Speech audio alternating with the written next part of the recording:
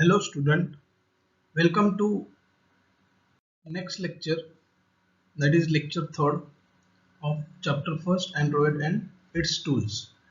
So let's start. The learning outcome of today's video, first we see Android version and then next we see the Android architecture. So these are the learning outcome of today's video. So let's see the Android versions.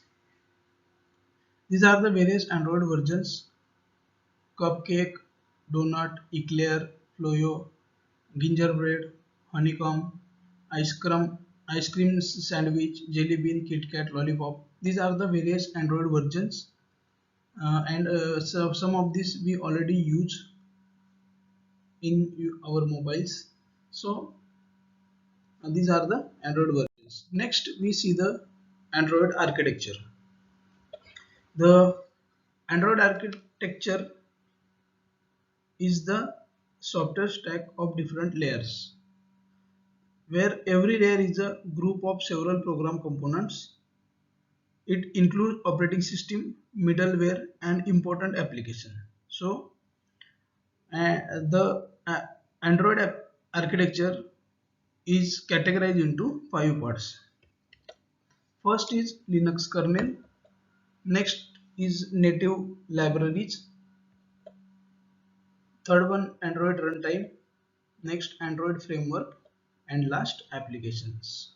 So Android architecture basically divide in 5 parts. Let's see one by one. First, we see the diagrammatical representation of Android architecture.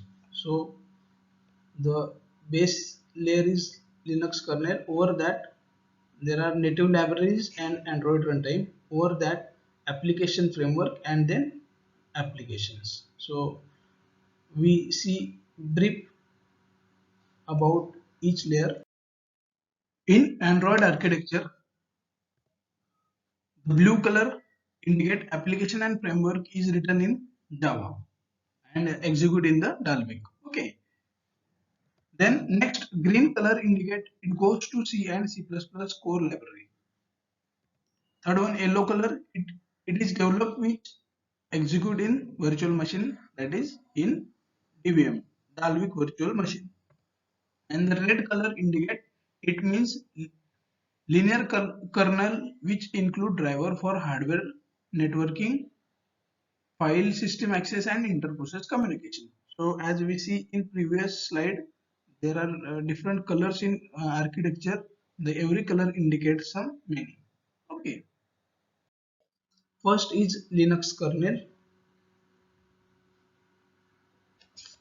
It is the heart of Android architecture that exists at the root of Android architecture. So basic layer is Linux layer, and which is the root of which is exist at the root of the Android architecture. Linux kernel is responsible for device driver, power management, memory management, device management, and resource access. So Linux kernel is responsible for this purpose. Next, this Linux kernel layer have 10 major components that all are the various drivers. First is display driver, second one camera driver, third one Bluetooth driver, fourth one Wi-Fi driver, fifth one flash memory driver, sixth one USB driver, seven binder driver, eight one audio driver, nine power management driver, and 10 keypad driver. So these 10 are the various drivers, and these are the 10 major component in Linux kernel layer. Then the next layer is native library. On the top of Linux kernel layer, there are native libraries such as there are various library, and every library have some specific use. The first is WebKit library, is responsible for browser support. Second one, SQLite, is for the database. When our application want to connect the database, then we can think Various database like RDBMS, like MySQL, Oracle, but they are heavy weight database, and in Android we use the SQLite database, which is lightweight database. Okay. Next one, free type. This library used for font support. Next one, media framework for playing and recording audio and video formats. When we are using any mobile, that time what comes in our mind? Picture quality should be good, multimedia action should be good, which include the sound. Okay, so these all are the managed by the media framework library. Next one, OpenGL library, which provide the mostly 3D graphics library. Then next one, SSL, that is secure socket layer, which is used in the interconnection. Okay, suppose online through mobile we want to access our online mobile, then at the time we need some secure socket layer.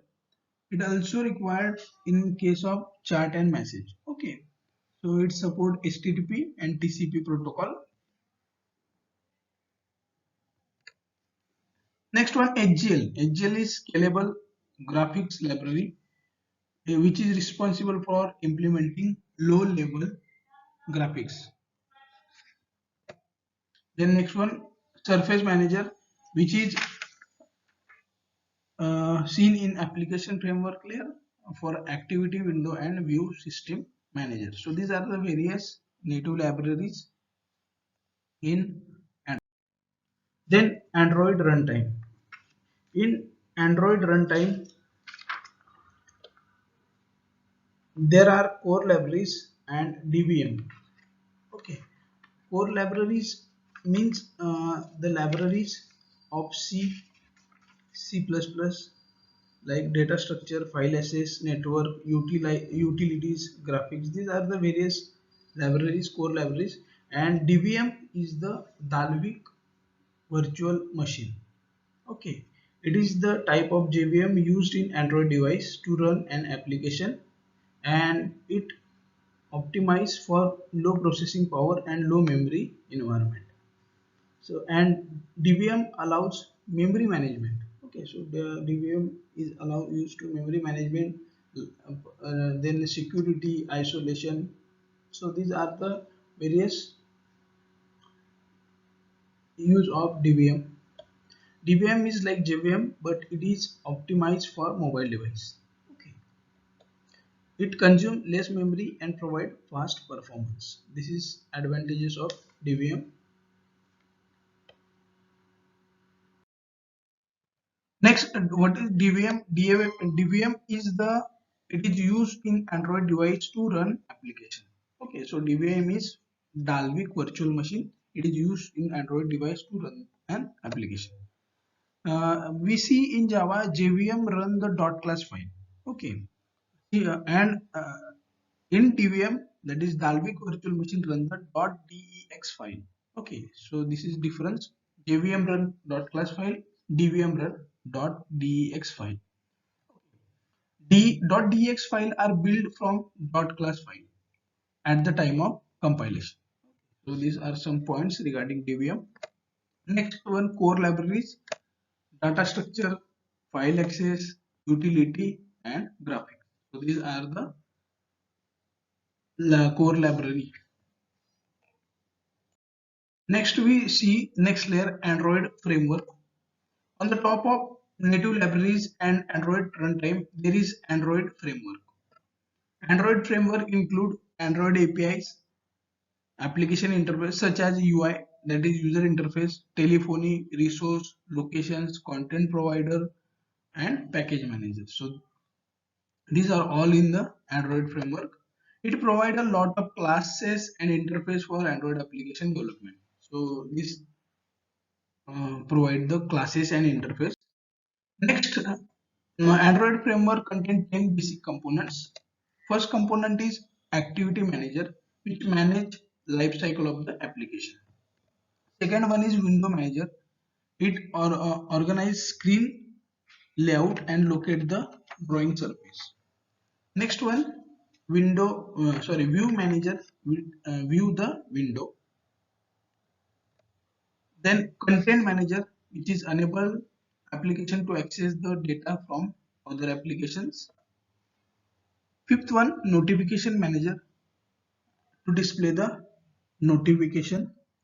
We get the notification from the system when the battery is low. Okay, many time we get the notification in our mobile battery is low. If the programmer wants, he can also enable all application to display customer alert in the status bar. Okay, so application man, this is the use of notification manager.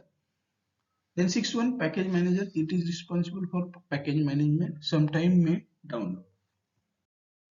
Next is telephone manager. It handles the receiver call and voice call. Then resource manager, which provide access to non-code resource. Okay, so non-code resource means graphics, localized string, and layout files. Then location manager help to locate the mobile device. And last one, XMPP service manager. Okay, so every mobile have some service like music application, browser, ringtone, and this all services is managed by the service manager. Then last layer is application layer. On the top of Android framework there are applications layer, or we can say applications. All applications such as home, contact, setting, games, browser are used in Android framework that use Android runtime and libraries. Okay, so these are the various applications.